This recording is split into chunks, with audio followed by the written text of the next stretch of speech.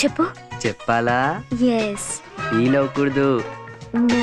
ప్రియతమా ఓ ప్రియతమా, ఈ మౌన రాగాలనే పలికే హృదయం. ఓహో ప్రియతమా ఓ ప్రియతమా, ఈ మౌన రాగాలనే పలికే హృదయం.